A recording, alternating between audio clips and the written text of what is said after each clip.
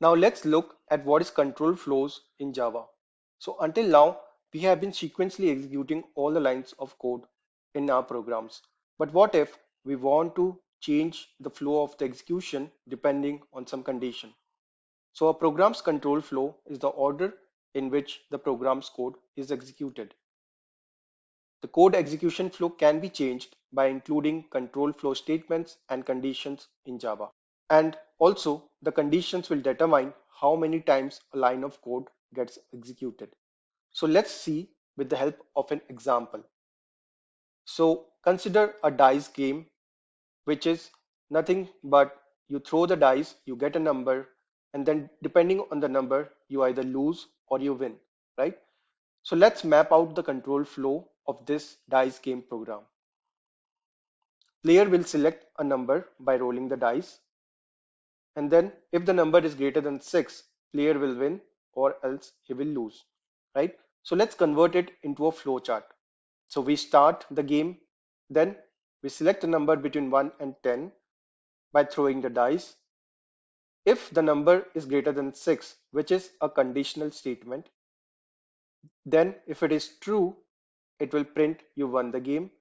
But if the number is not greater than 6, that means the condition fails, then it will print you lost the game, right? So this is how you map the control flow of your program, which is dependent on some condition. Now let's have a look at our first control flow statement, which is if-else statement in Java. So looking back at our condition from the dice game program, where we specified a condition that if the number is greater than 6, then print user won the game or else print user lost the game.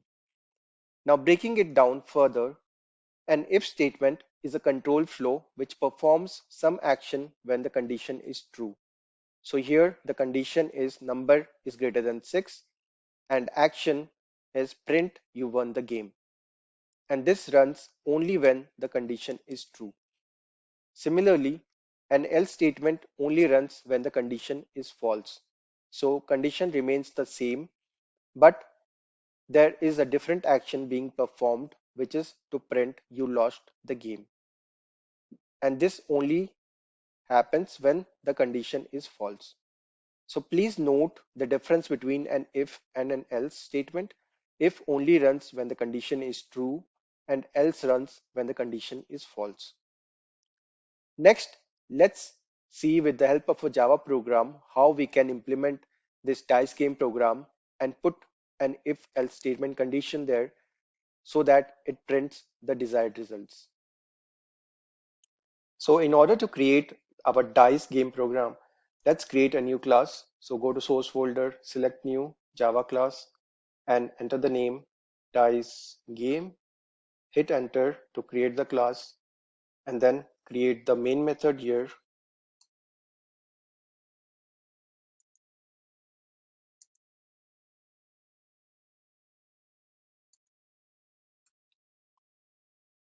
So inside this, we are going to write our code.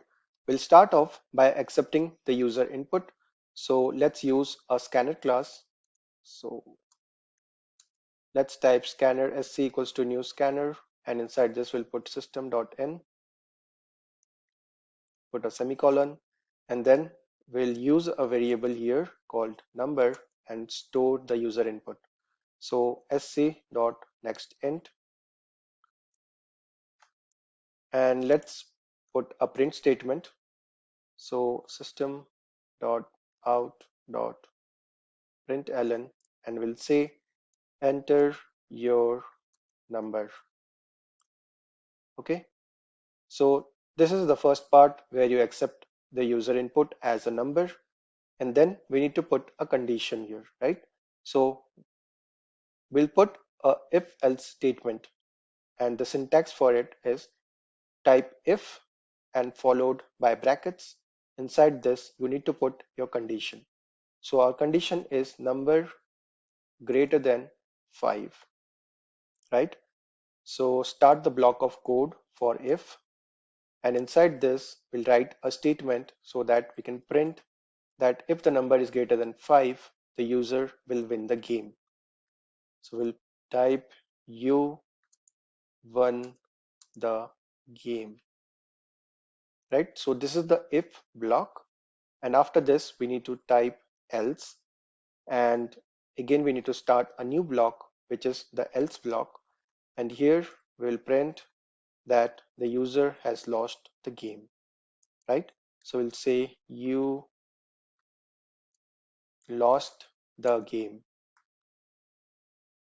So as you can see, there are two statements, print statements, and depending on the result of the condition, it is going to print either of the one, right? So this is our complete code, and let's go ahead and execute it. So right click on dice game, select run dice game, and here it's going to ask for your number, right? So enter any number like 8, and it will say you won the game because it satisfies the condition and the if condition block is executed. Now let's again run this class, and this time around I'm going to enter a number which is less than 5, right? So this time around it will print you lost the game, which is in the else block, right? So this is how you implement a if else statement, and depending on the condition, it is going to execute either the if block or the else block.